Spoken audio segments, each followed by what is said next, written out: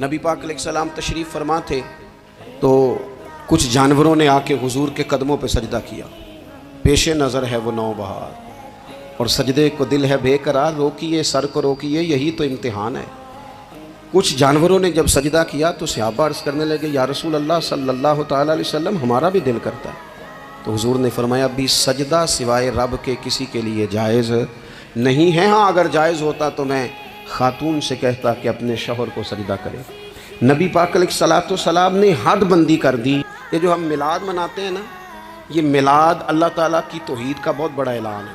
हम कहते हैं नबी पाक का मिलाद हुआ, जिसका मिलाद होता है वो खुदा नहीं होता, जो पैदा होता है वो रब। जब हम मिलाद मना रहे होते हैं तो हम ये बता रहे होते हैं भाई हुजूर खुदा नहीं, हुजूर तो 12 रबीउल अव्वल को पैदा हुए। तो जो पैदा हो रब पैदा, अल्लाह तबारक व तआला पैदा नहीं होता। मालिक तो अज़ली अबदी शान रखता है।